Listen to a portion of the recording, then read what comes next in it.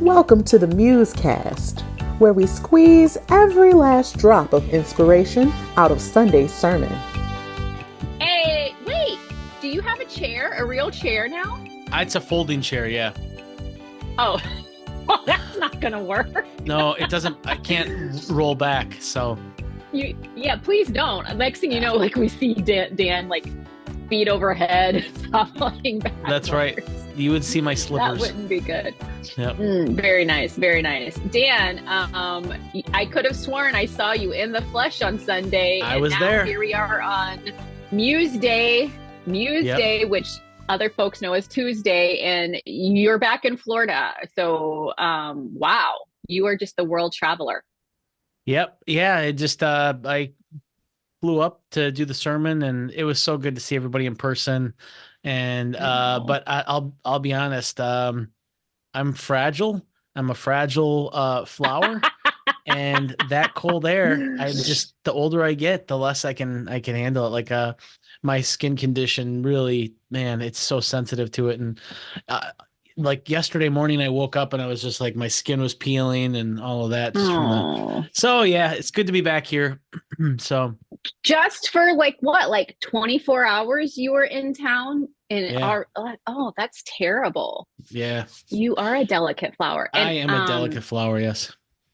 I just revealed the state in which we've said that before, though, right? I didn't give away your covert location or anything. No, so every year it's different. This year we're in Fort Myers. Right.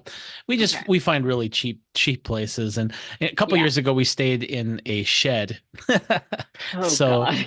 it was nice. It was a converted, and it had probably the nicest shower I've ever showered in, with steam and like you hit the steam button and like all the steam would come in. And but it was, just a few hundred square feet.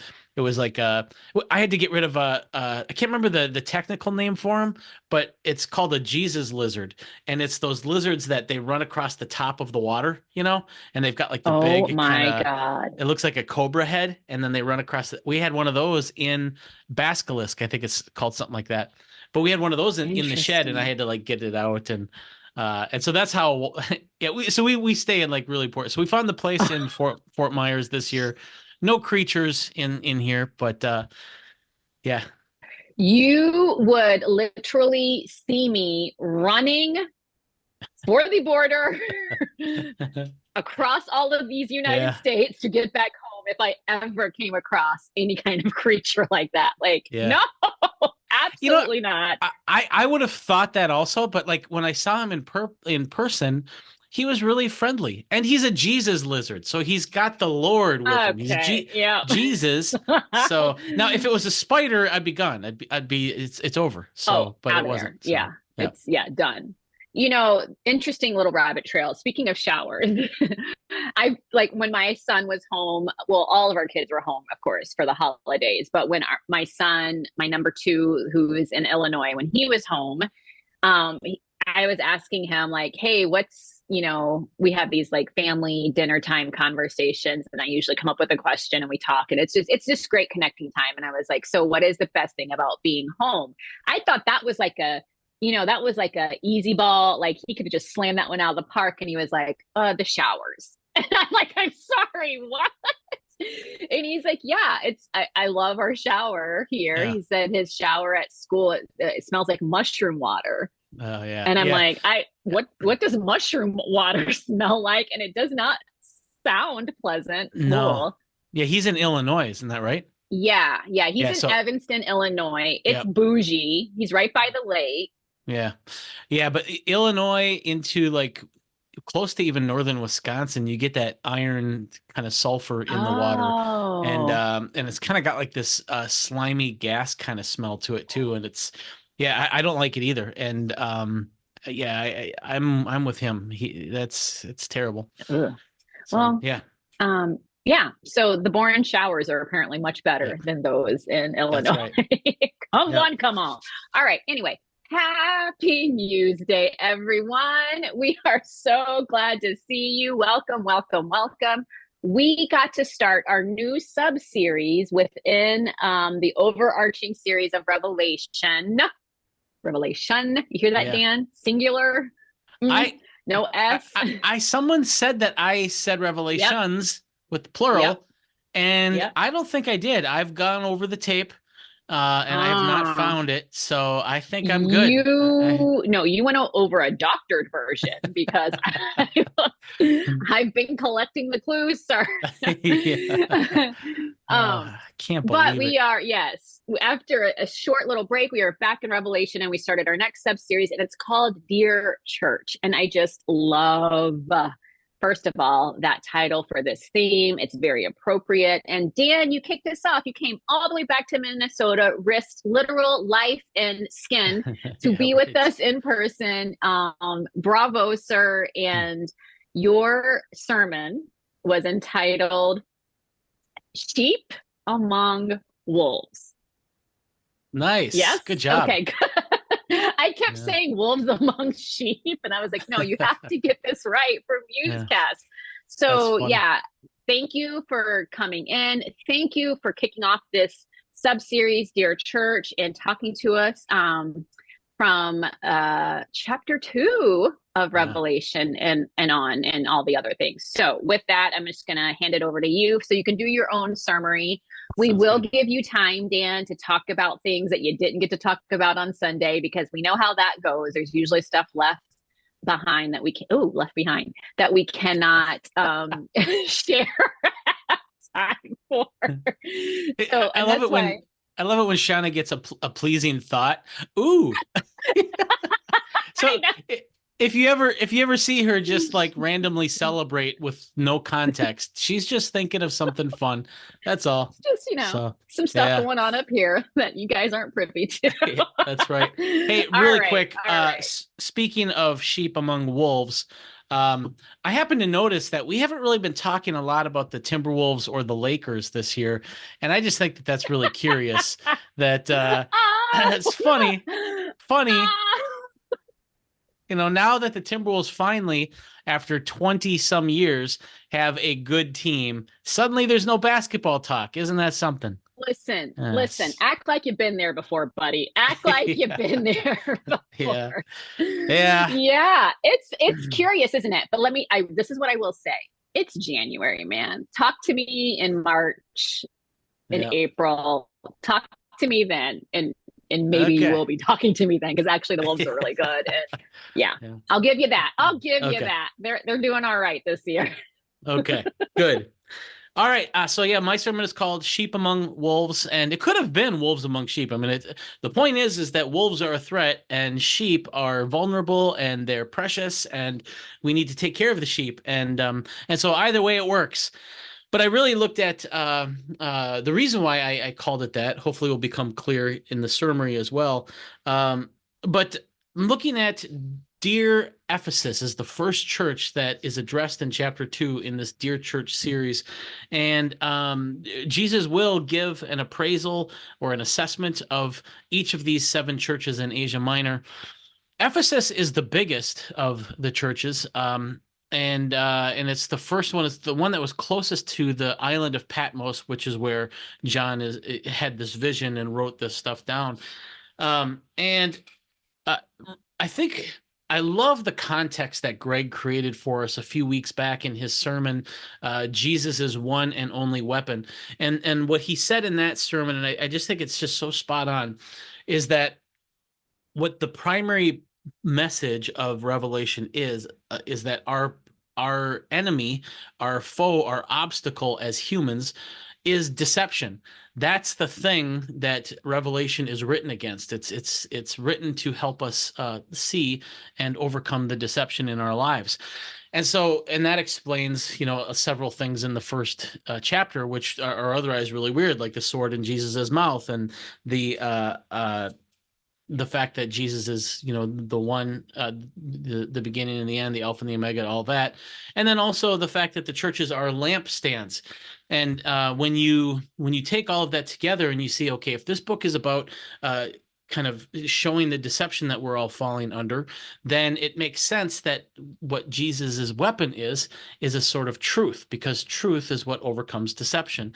And it makes sense that he is this divine authority, because if we're all under deception, we're not going to be able to help each other.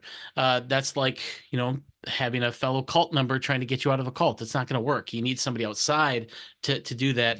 And then finally, the lampstands.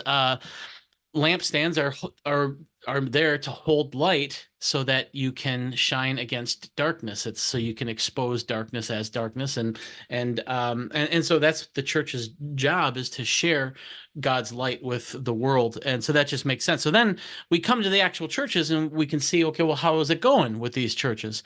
And some churches are doing all right, some are not doing very well, but that's what we'll find out. What is it that they're doing good at, and what is it that they're not doing good at? We start with Ephesus. Ephesus is doing really good at defending the beliefs of the faith, defending the truth of the faith against wolves. And that's really, really important, because the wolves are there to distort the truth. And this is what Paul tells the Ephesians way back when he plants the church in Acts chapter 20. He says, look, as soon as I leave, wolves are going to come to try to distort this message. And so you have to stick with this. Even among your own people, there's going to be people who arise to try to distort this. You have to protect it. And so that's what they do. And they do a really good job.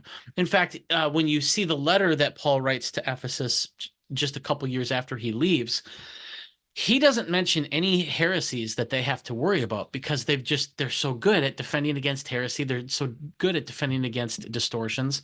However, the other thing that he says in that letter to Ephesus is that he was very grateful for them, because he had heard rumors about how great their love was for one another and for all of God's people.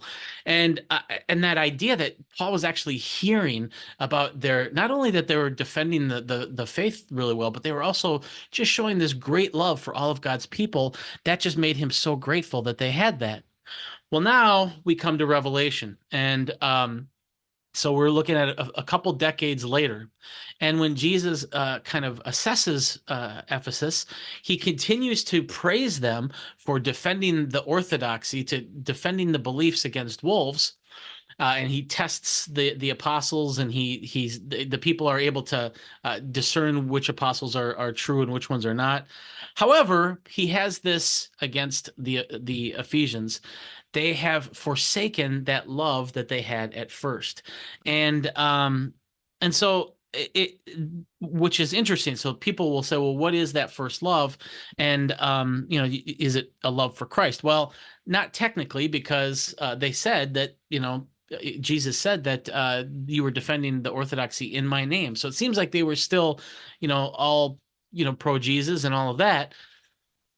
So I proposed that the love that they really had forsaken is that love for all of God's people, that they no longer had that famous love for one another that the rest of Asia Minor had heard so much about. And the reason why I think that's so important is because it's the love that the orthodoxy is all about. I mean, the orthodoxy isn't an end in itself. It's meant to protect this fire of God's light so that we can live in this truth. It's not just about the truth itself. It's about living in that truth. And to live in that truth is to live in this type of love that you have for one another and for God and so forth. And so to forsake the love part of this, well, you're defeating the whole point of everything.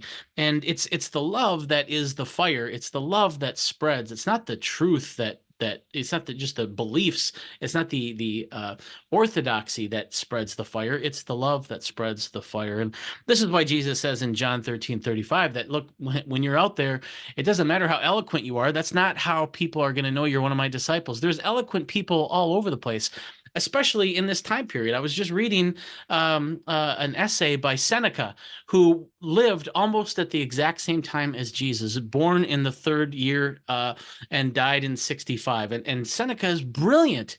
And so Jesus is like, look, it's not how brilliant you are that's going to win people to the kingdom. It's if you love one another. That's where the real power is. And so I just kind of argue that that's sort of what Paul was kind of telling the Ephesians, is that you have to keep this love for one another. That's what the most important thing is. And then I just shared a couple kind of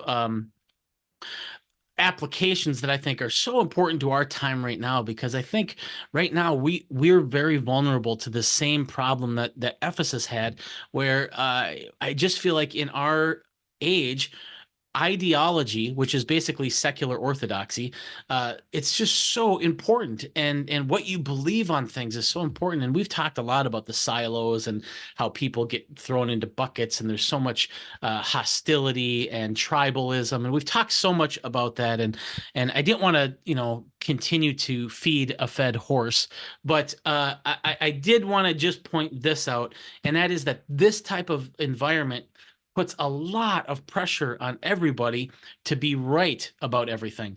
And you have to be right about everything all the time. And that pressure to be right kind of like puts us in a real jam, because in an arena where you have to be right all of the time, you're not able to get the things that you really need as a person. So for instance, what we really need, I mean, it's great to be right, and we should pursue truth, and we should want truth and all of that. But what we really need is things like compassion and unconditional love and mercy and understanding and forgiveness. But when you have to be right all the time, that by definition is a condition. And so you can't get unconditional love. You can't get that kind of compassion with no strings attached kind of thing. And that's unfortunate, because we need those things as people. And so I just concluded with a few examples of why the love is more essential to humans than truth and ideology. In fact, I even argued that love is more basic and essential than life itself, than existing. And I gave an argument for that. And I sort of concluded by just showing how you can see this in studies, because like I shared a personal experience about how I was just looking at my own life, and how love in my life was sort of the barometer for how I felt about life itself. And that's just a personal experience. And so to kind of extract that and put that in sort of a universal term, I also talked about orphan studies, and how orphans, even when they're given everything that a person needs from a biological perspective, if they don't have touch and love and that type of affection, they have serious, serious problems. And I shared some of that as well. And then I just concluded by saying, look, let's try to maintain that love for all of God's people, because that's the fire, and that is what the orthodoxy and the beliefs are all about. And I guess that's would be my sermon. Probably went a little bit long, but when it's your own sermon, it goes long. So. Anyway, that's the sermon. What did you think of it? Thank you, Dan. That was a great summary. It did not go too long, because you know what you shared, and sometimes it's hard, and you want to kind of add some things in. And so, yeah, but you did great. This is what I want to say. Beyond, I think I've already told you that I enjoyed your sermon and some of the different particulars about it. I think for today, I want to say that I feel like this was a really great entree opening for Dear Church, and I really feel like it set the table very nicely. Many of the applications that you shared, but just the principles of acknowledging what this church was doing well and known for throughout the land, and then just one more thing, just one more thing. Right. This is something that you used to be known for that I'm not hearing about anymore. And so I thought that was a really powerful way to start the series. And I know this is like to Ephesus, but man, hope that we would all see ourselves in this church, as if this were Jesus talking to us, saying, hey, these are the things I'm seeing that you guys are doing well, Woodland Hills. But hey, this is what I need you to pay attention to and work on. And so I thought that was a great way to kick things off. I just absolutely love, and I feel like it is so timely, as we keep saying throughout this series, it is so timely that you gave us the reminder about, the theology is important. guarding ourselves against heresy and the wolves among the sheep, that's important. But what is most important and what cannot be forsaken is our love for one another. And so I am really glad that you spent some time talking about that. I agree. I think a lot of people, they would be like, oh, first love, returning to the love of God, which that's important. But I really do. I believe this is about how we are loving one another. And I think we keep saying that, especially in this year, for those of us in America, this is going to be really crucial. But I think this is a timely message, regardless of where you live. And we have, you're right, talked about how we are so siloed and we are so us versus them. And we have zero grace or understanding for someone who doesn't see things exactly as we do. And I don't think we can sustain living in that boiler dumpster fire as a society. Right. I don't think we can sustain it. We're not meant to, nor should we, and we shouldn't tolerate it. And so we've got to do things to combat that. And so again, I feel like I'm being, more big picture, but these are just some of the things that struck me from what you were sharing in your sermon. And I thought that the orphan studies, bringing that in, was so great and such a great way to illustrate what you were talking about, because I've read some of those studies and it's just horrendous. And you could say, well, all of their physical needs were met. Right. They were fed, they were clothed, they had shelter.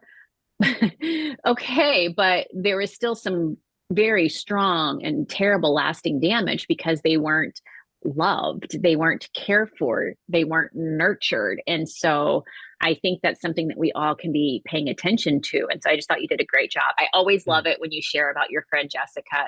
She just, I can't wait to meet her. Right? One day, I think it's going to be a riot, and I'm going to get all the inside scoop of how you really were back in the day. Yeah. Oh, yeah. So good. That's fun. So good. Yeah. Well, good. Yeah. There's so much in there that, boy, this is probably harder than any of the other sermons I've done because, I just felt like there were so many directions I could have gone. Yes. But that kind of the beacon that I kept coming back to is just the fact, this idea of putting ideology above people is just it's so tempting to do, and it's so hard not to do. And I thought it was an important way to kick us off. Well, yeah, I loved it because I definitely feel like we're gonna need that more and more, even as we're looking at some of these other churches. And of course, like I just said, it's important to always not just look at, oh, what were they doing? What were they up to? What were they being called to task for? Like, how does that reflect back on us? And I think if I think about people who put ideology or who put orthodoxy or, above people, I feel like it's never like, I'm going to intentionally do this. I don't feel like that's people's hearts. I think their heart is they're trying to love God, and to love God means to follow certain ways and ways of thinking. And I think the warning comes in of like, hey, let's not slip into holding these things in such high regard that we're neglecting this thing, which is the fire, which is the love that you have for one another. I think that's something that we can all be mindful of, because like I said, I don't think anyone intentionally says, this is what I'm going to do. I'm not going to love people. I'm just going to do the things. I don't what a jerk. I don't think. What jerk does that? Right? I'm not loving anybody. Yeah, you're right. I think that's exactly right. And that is, again, it just points to the centrality that Greg was talking about, how it's not about people just being cruel on purpose. It's about people being deceived. And we can put ideology above people and not even know that we're doing it, because we're absolutely duped and we've been absolutely played by the principalities and powers. And an unveiling shows us that we're not doing the things that we thought we were doing. Our hearts are not aligned with what God wants for us. And we didn't even know it. And that's why, like, I think illumination like this and unveiling like this, even when it shows us our flaws, is actually really good news, because we're doing things that we don't want to be doing. And I think you're just spot on. Well, and it goes back to what you were saying. Like if you're and it's an extreme example, but I think it's appropriate. If you're in a cult, you don't need a fellow cult member to Right. say to you, you're good. Like, right? Because they're swimming in the same waters. Yeah. And so deception is tricky. And that's why I do love that we're calling this the unveiling. And this is all about bringing things to light and then being those lampstands as his people, shining light through the darkness, through the deception. It's so important. And deception wouldn't be deception if you knew it was happening, right? That's all a part of Yeah. it. So anyway, I just great job, man. I thought Thank it you. was a great, like I said, I think it was a really great foundation for where we're going, and what we need to hear. I do know though that there are things that you did have to leave out. We only have so much time in a That's right. service. For these things to be taught and said. And so that's my first thing that I want to give you space to talk about. And then secondly, you did say that we were going to chat about these folks called the Nicolaitans. I have to try not to say, well, is that the way you say it? Nicolaitan? We don't Yeah. even know really. Oh my, That's awesome. it's a celebration. That's how you know that you said it right. The balloons go up. That's Perfect. Perfect. Not Yeah. the Nickelodeons, as some parents of young children may think. So you did mention those folks. And so I want to give you space to talk about that. Who the heck, what the heck, and all of that good stuff. Yeah. So I just want to give you your space to work your magic. There's two things about the text itself that I had to cut out just because I just didn't have time. The first one is I've heard it, the Nicolaitans, the Nicolaitans, the Nickelodeons. I've heard all sorts of things, and that reveals the kind of point, and that is that nobody really knows who they are, and there's speculation, but like we've lost who those people really actually were. Some of the speculation is that they were early Gnostics, and what that means is that they believed that Gnostics believed that each of us have flesh, but we're actually a spirit inside of our flesh. And there's something kind of right about that. Except what they said is that the flesh is this bad sort of evil thing. And salvation is when we lose our body and we're just free floating spirit. And so they had a very negative view about the human body. In fact, the Christian Gnostics held this so much that they even believed that Jesus was not an actual physical body because bodies are evil. So he just looked like he was a physical body, and this led to all sorts of heresies. But the takeaway, the primary kind of problem with that is that they believed that the human body was bad, and so they were kind of prone to giving into sexual immorality because it doesn't really matter what I do in this evil body. I'm going to be shedding this body anyway. And so they were kind of forces of kind of sexual kind of perversion and in the culture, and so that's why they caused all sorts of problems. But they had these spiritual components, and so they were really drawn to Christianity because of our spiritual sort of components and this idea that God breathes life and we each have a spirit, and so they really glommed onto Christianity, but they brought all of this negativity about the human body, and so that was one of the first foes that wolves that the Christians had to fight against. So people assume that this is probably who the Nicolaitans were. And then the other thing is I didn't really talk about Ephesus as a town, and that's really fascinating because Ephesus is the biggest of the cities in Asia Minor. It's the biggest of the 7 churches that we're going to encounter. And they were a port town, so they had all of this commerce and which made it so that they were very diverse. They had Romans and Greeks and Egyptians and Jews and people from all over the Middle East to use this port, and then also because of this port and because of the commerce that they had there, they had great roads, and so it sort of became a financial epicenter. But it was also sort of a religious epicenter because you had all of this diversity. So you had over 14 temples to all of these Greek and Roman gods there. And they had the biggest library in Asia. So it was sort of like this intellectual epicenter as well. And this in particular, I think, this is my suspicion, is part of the reason why Paul was like, look, you got to watch out for wolves, because there are some ideologically minded people here because of the educational nature of the town. And so this is where, and if you've ever been in academia, if you've ever been, in that kind of field at all, you know that like there are so many different reasons why you have to watch out. In academia, man, how you get kind of the currency of academia basically is attention. And how do you get attention as a thought leader? Well, there's a couple things. You can say something that's radical just because nobody else is saying it, and that gets you attention. Well, that's usually a distortion of some truth. And or you can take something that is hedonistic and destructive and give an argument for why you should be doing it, and that's good, which is exactly what the Gnostics were doing.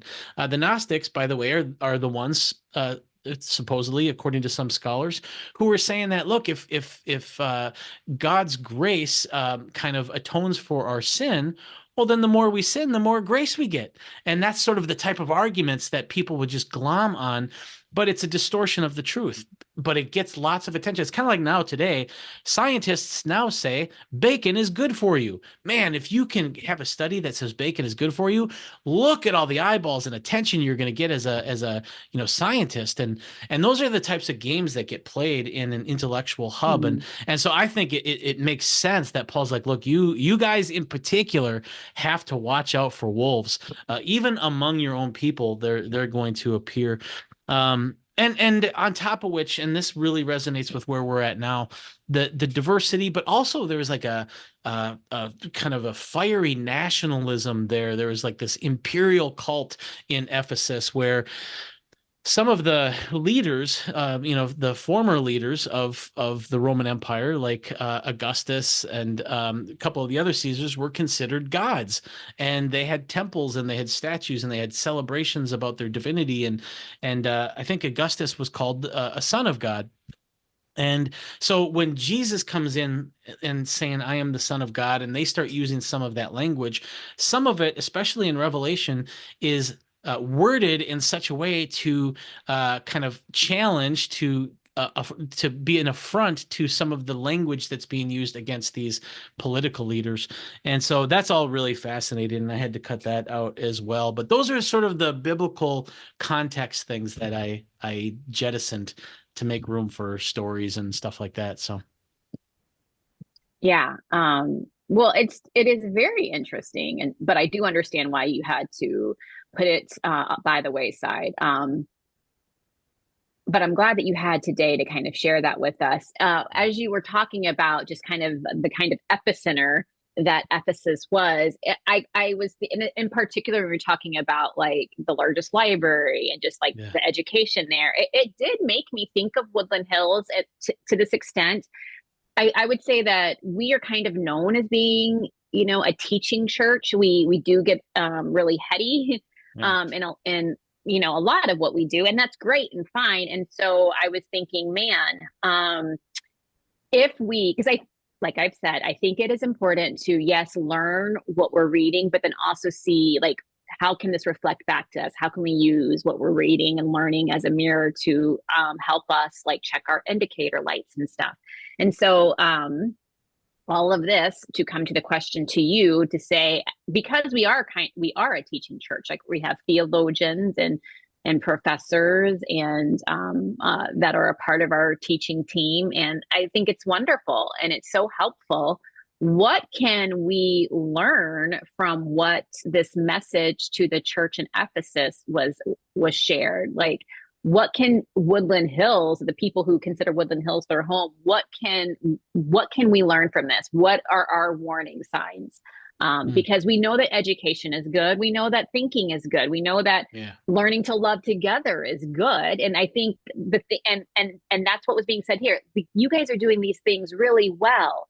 You're missing something though. And so where do we fall in this and what can we learn from it?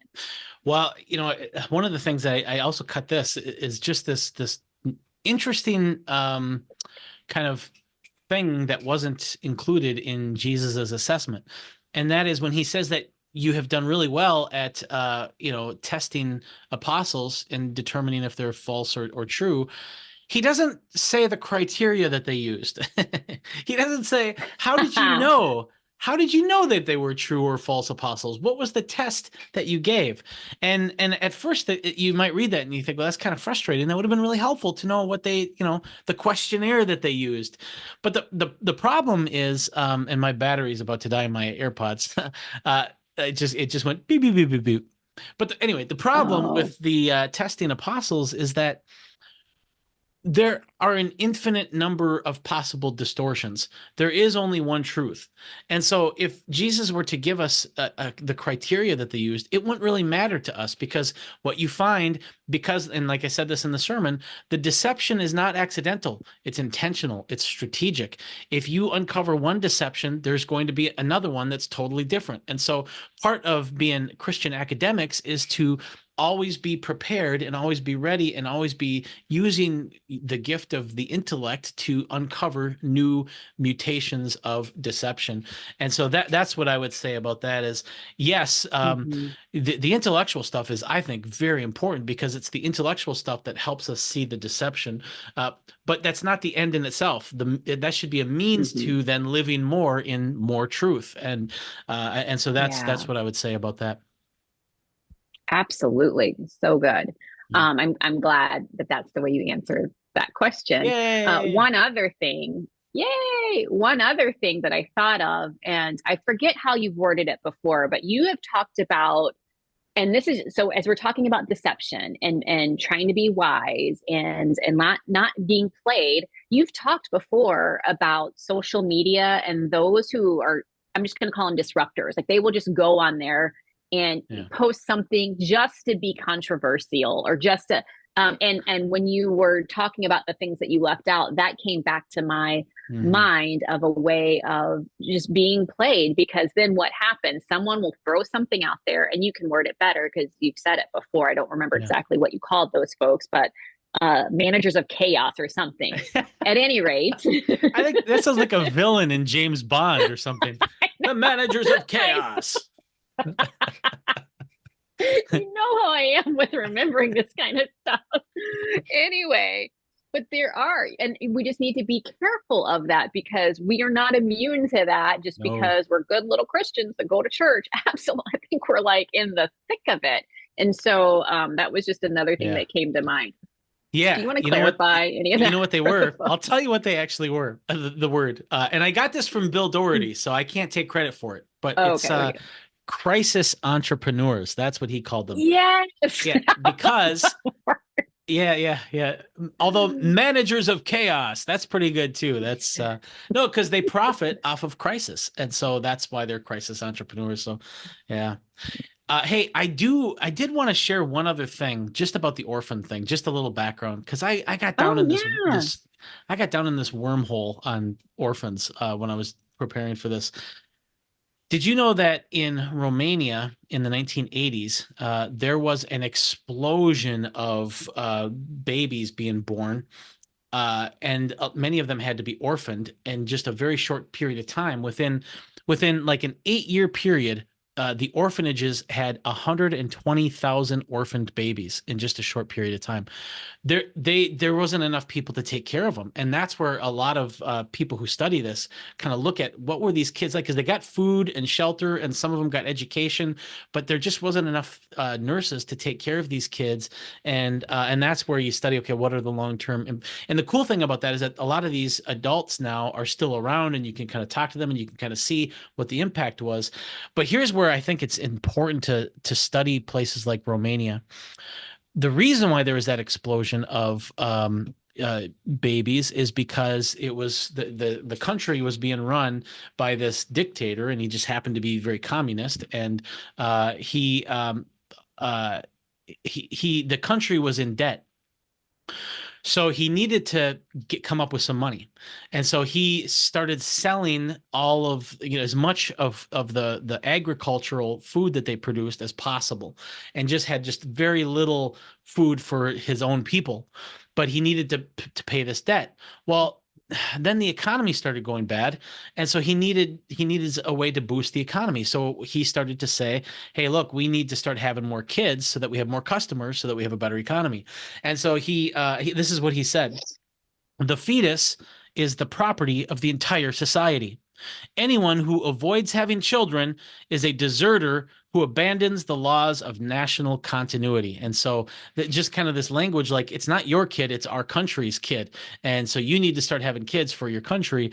And so then he outlawed abortion, he outlawed birth control, and on top of which he had this explosion of babies being born while there was no food.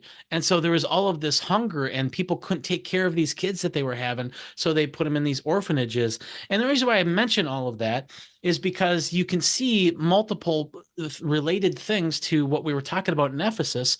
The first one being is that love is that most important thing, and you can see the consequences when you don't have that in the orphans.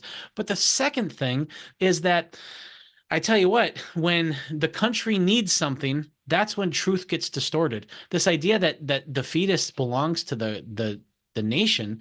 The nation isn't a thing. The nation is just something that people make up. It is no thing in and of itself. The baby belongs to the parents. That's who it belongs to, and this idea that this pressure that nation states have to have kids, I'm seeing that a lot right now, where you're seeing more and more of these leaders, particularly white leaders, saying we need more babies, we need more babies, and of course what they're really saying is that we need more white babies, is what they're really saying there, and so I just think you have to be careful about some of that language, and it just distorts things. Like Elon Musk said that this world, because people will say, well, what about, isn't the world populated enough? We're going through all of these resources, and Elon Musk said that, well, we could easily sustain 80 billion people on this planet. That's 10 times what we have now, and we can't even take care of what we have now. So I don't know how we could ever do that. But so that's the thing, is like, war is another example where if the nation needs to go to war, that's when truth starts getting distorted in a big way, because our enemy is not somebody that we disagree with. It's not somebody that we're competing with. Our enemy is the spawns of Satan. They're evil. It's the axis of evil. They're whatever, and they come up with all sorts of derogatory language for them, so that people feel justified in treating them in ungodly ways. And so that you just see it everywhere. And I had to cut a lot of that background stuff out, but I just think it's important to study those things. So thanks for letting me vent on all of that. Absolutely. That is just fascinating. I knew about, I had read about, to an extent, about the boom of children, infants in those orphanages in the 80s. But I did not know that about their lovely leader. That is just wow. And what I think it brings out, and even your example about war, what I think it brings out is just how prevalent deception is all around us, and just about every facet of life, personally, and within our communities, within our states and countries and the nation.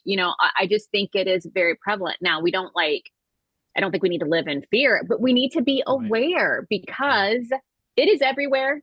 And there are powers at play trying to just distort everything. And I think it would be a grave injustice for us just to think we're not impacted, like everything's good, we're not impacted, because that's just not the truth. And to some degree, we are. And the things that we will justify, it's one thing to look at what leaders will do to justify, say, a war or something. Yeah, horrific. Again, turn it back on ourselves. What will you justify to get to where you feel like you need to be, or what you're supposed to be doing? You know what I mean? So there's plenty to go around for sure. Indeed. Yeah. All right, Dan, I think we're going to have questions that come in throughout Dear Church. And so I just want to say to the folks, if we don't get to your particular question in a week, we keep them, and we may circle back or kind of package them up and go through some of them, because what a question is for this particular week will most likely be relevant in the coming week. So please continue to send in your questions. And if we don't get to it, never fear, because we got it, and we will circle back. That's right. All right. Well, sir, as much as this has been a really good time, and I could talk to you for ages, we do probably need to transition into nugget time and let these fine folks go about their merry way. Are you ready for that? I'm ready. Woohoo! Well, there we go. Yay! That's what I need to see. How did we even come up? Who choreographed the That's nugget dance? that's the Holy Spirit. It's the Holy Spirit. I love it. I love it. All right. Well, you gave the sermon, you traveled, you gave the summary, you gave additional information. So you get to choose nugget Hmm. first or nugget end. I think I'll do Nugget End. Nugget end it is, sir. My nugget is it's simple, and I have probably already shared it in a variety of ways throughout our conversation today. But what I really loved is just the assessment of this church, and the acknowledgement of the things that they are known for and doing well. And then but the challenge of, hey, this is where you're lacking, and Yeah. let's pay attention to this. I really love that. And I really feel like as a church, as Woodland Hills, that's something that we should pay attention to. I absolutely, and I think most of us could say, because we're a part of this church, I love the things that we're about. I love that we are a teaching church. I know that a lot of the teaching that folks get from Woodland Hills has been refreshing. It has been soul saving for some, because we hear about it. People have felt like their picture of God was reshaped, and they went through a paradigm shift, and they were able to, you know, maybe they've gone through deconstruction, they've been able to reconstruct something that was solid and good and helpful and wonderful. And so I am so for that. I love the things that we feel called to do for the community and the partnerships that we have.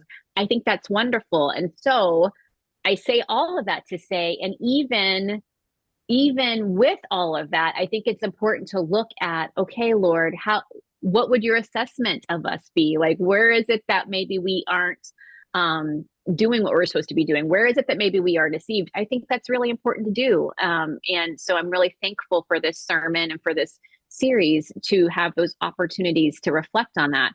I also think we need to take it a step closer to home and just say, whatever it is that you hold in your heart as, those non-negotiables, those things that you fully believe in with your full chest, and you want to like debate people about, or are you just, maybe with a sincere heart, you really feel like everyone needs to think this way or everyone needs to see this.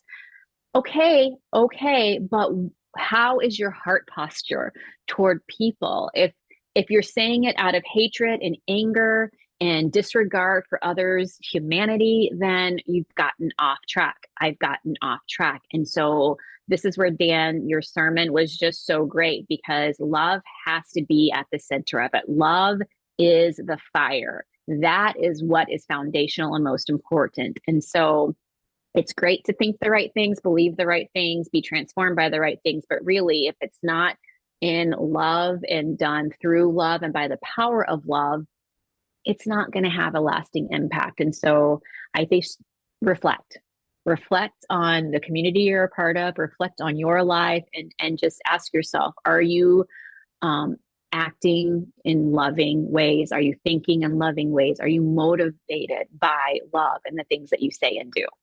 Yeah, that's great. Yeah, that's awesome. Well, we should have ended with that one. Darn, I chose wrong. Here's this is all I'll say.